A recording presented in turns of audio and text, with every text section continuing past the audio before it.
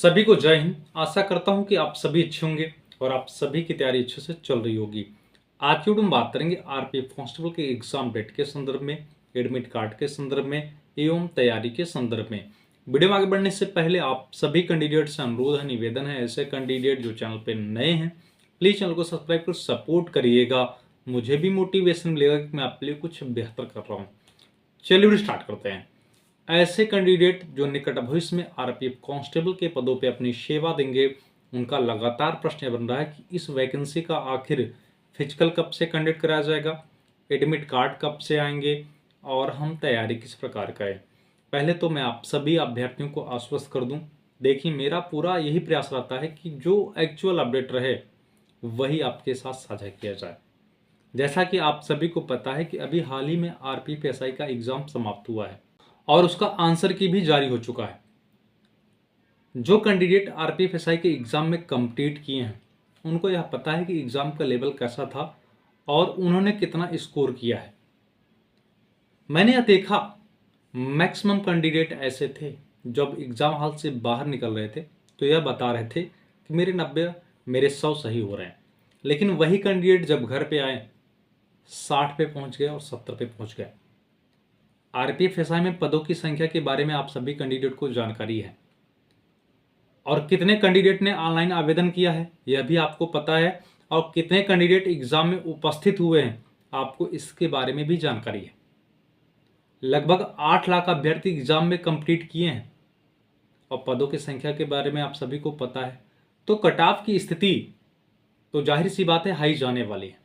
और मैं आप सभी को बता दूं, मैं आपको स्वीट पॉइजन नहीं दूंगा, जो सत्यता रहेगी वही आपके साथ साझा करूंगा। आरपीएफ कांस्टेबल की भी कट ऑफ हाई जाने वाली है। जो आप यह दिमाग में फितूर बना के बैठे हैं कि जब एग्जाम डेट सामने आ जाएगा, जब एडमिट कार्ड आएगा तब हम पढ़ाई करेंगे, तो आप कंपटीशन से दूर हो रहे हैं। मैं आपको बार बार बता रहा हूं कि जो वह नोटिस वायरल हुआ था, जब आप उसका परिशीलन करेंगे तो उसके परिशीलनोपरांत यह स्पष्ट परिलक्षित हो रहा है अभी तक रेलवे के जितने वैकेंसी का एग्जाम हुआ है उस कैलेंडर के अनुसार देखा जाए तो 2 दिन बाद, 3 दिन बाद, 5 दिन बाद एग्जाम स्टार्ट हो गया है। तो ऐसे में मान सकता हूं कि अगर 8 जनवरी को आपका एग्जाम नहीं हो रहा है तो मैक्सिमम डिले होगा 2 दिन, 3 दिन, 4 दिन, 5 दिन। वीडियो में बने रहिएगा। किस डेट से आपका एग्जाम स्टार्ट हो सकता है इसका भी मैं डाउट क्लियर कर रहा हूं, लेकिन आपको एक सटीक प्लान के साथ तैयारी करनी पड़ेगी। जो आपके पास समय बचा हुआ है इसका सदुपयोग करना पड़ेगा। आपके मॉक टेस्ट में कितने नंबर बन रहे हैं आप कमेंट करके बताइए, क्योंकि इस बार कट ऑफ सिर्फ एक लगने वाली है। हर बार कट ऑफ तो ग्रुप वार लगती थी, लेकिन इस बार ऑल इंडिया लेवल पे एक कट ऑफ लगने वाली है। जो आपके दिमाग में यह फितूर चलना है कट ऑफ कम जाएगी, तो यह फितूर आप अपने दिमाग से हटा दीजिए। जो सत्यता रहेगी मैं वह स्पष्ट कर दूंगा। देखिए, जो कैंडिडेट जिनका सिलेबस समाप्त हो चुका है या जिनका सिलेबस अभी कंप्लीट नहीं हुआ है, मैं आप सभी कैंडिडेट को बता दूं जो नोट्स के बारे में पूछ रहे थे, आपके सिलेबस को दृष्टिगत रखते हुए हमारे टीम मेंबर द्वारा एक सटीक नोट्स तैयार किया गया है। वह नोट्स सिर्फ आपके सिलेबस को रिवाइज करने के लिए तैयार किया गया है। जब आप मॉक टेस्ट लगा रहे होंगे तो आप बार बार सिलेबस को रिवाइज करते होंगे। ऐसे में पुनः बता दे रहा हूं, जिनका सिलेबस कंप्लीट हो चुका है या जिनका सिलेबस कंप्लीट नहीं हुआ है, आपको स्क्रीन पे एक व्हाट्सएप नंबर दिख रहा होगा। आप उस व्हाट्सएप नंबर पे व्हाट्सएप करके उस महत्वपूर्ण नोट्स को प्राप्त कर लीजिए और अपने सिलेबस को दोबारा रिवाइज करिए। वह नोट्स मात्र आपको 40 रुपये में मिल रहा है, बहुत बड़ा अमाउंट नहीं है। आपके इस 40 रुपये के पेमेंट से टीम मेंबर की फैमिली चलती है, तो मुझे आशा नहीं पूर्ण विश्वास है आप सभी पेमेंट करके उस नोट्स को प्राप्त करेंगे। देखिए, लगभग 534 पेज हैं उस नोट्स में, तो अगर आप उस नोट्स को ले रहे हैं तो पूरा कंप्लीट जरूर पढ़िएगा।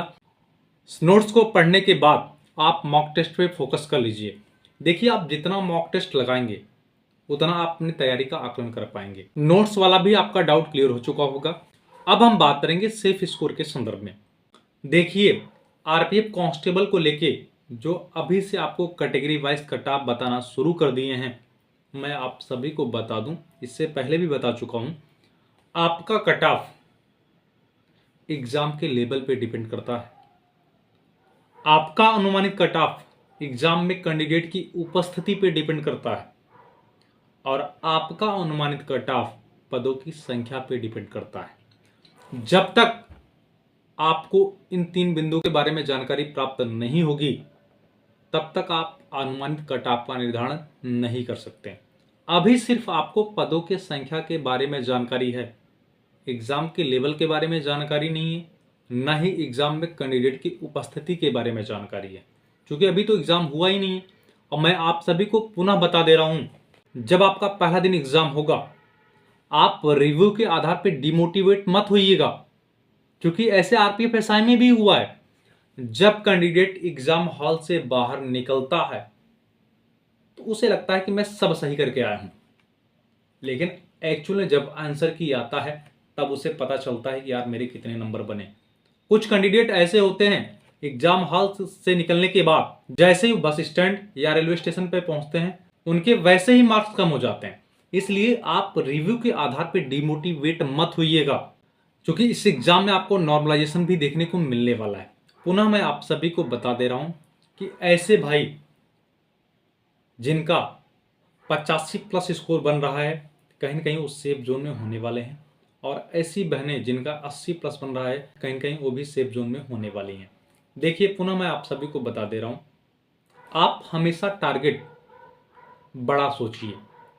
जब आप 100-110 का टारगेट करेंगे तो जाहिर सी बात है कि आप 80-90 स्कोर कर लेंगे। और हमने देखा बहुत सी बहनें, बहुत से भाई स्कोर कर भी रहे हैं। अभी आपके पास समय बचा हुआ है। हमने नोट्स के बारे में आप सभी को बता दिया और प्रैक्टिस सेट आप लगा ही रहे होंगे, मॉक टेस्ट आप लगा ही रहे होंगे।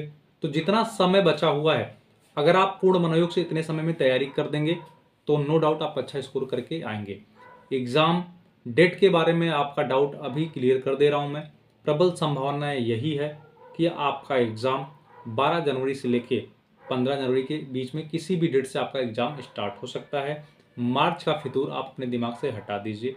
और इन केस मैं 1% कह रहा हूं, अगर आप इस डेट को टारगेट करके अपनी तैयारी करेंगे तो आपके लिए बेहतर है। अगर मार्च में एग्जाम हो जाता है, मैं इन केस 1% बता रहा हूं, तो आपके तैयारी में कोई कमी नहीं आएगी। मैं पुनः बता दे रहा हूं कि प्रबल संभावना यही है कि 12 जनवरी से लेकर 15 जनवरी के बीच में किसी भी डेट से आपका एग्जाम स्टार्ट हो सकता है। रही बात फिजिकल की, आपके टोटल पदों के सापेक्ष 10 गुना अभ्यर्थी फिजिकल के लिए बुलाए जाएंगे और आरपीएफ कांस्टेबल का फिजिकल इतना आसान नहीं है। मैं आप सभी को यह बता दे रहा हूं, आरपीएफ कांस्टेबल के फिजिकल का रिजल्ट आप सभी देख लीजिएगा। कम से कम 1 नहीं 2 लिस्ट आपको और देखने को मिलेगी फिजिकल के लिए। इसलिए जब फिजिकल की पहली लिस्ट आएगी, अगर उससे आपके 1 नंबर 2 नंबर कम भी हैं तब भी आप माइंड मेकअप करके रखिए, आपको फिजिकल के लिए बुलाया जा सकता है। ठीक है, रही बात मेडिकल की, मेडिकल के लिए मैं आपका डाउट पुनः क्लियर कर दे रहा हूँ कि ऐसे कैंडिडेट जिनको कैरी एंगल, नोकनी और फ्लैट फुट की प्रॉब्लम रहेगी, मैं उन्हें अपने पास से free of cost carry angle, नोकनी और फ्लैट फुट रिमूव करने का बेल्ट उपलब्ध कराऊंगा। लेकिन इस आशा और अपेक्षा के साथ उपलब्ध कराऊंगा कि जिस दिन आरपीएफ कांस्टेबल का फाइनल रिजल्ट आए उसमें 1 पद 1 नाम आपका जरूर होना चाहिए। आपके सपनों के साथ आपके परिवार, आपके समाज, आपके मम्मी पापा का भी सपना जुड़ा हुआ है। ठीक है, पुनः अनुरोध और निवेदन है, ऐसे अभ्यर्थी जो चैनल पर नए हैं प्लीज चैनल को सब्सक्राइब करिएगा, वीडियो को अधिक से अधिक शेयर करिएगा, जिससे आरपीएफ कांस्टेबल के सारे कैंडिडेट एक प्लेटफॉर्म पे जुड़े रहें। तब तक के लिए जय हिंद।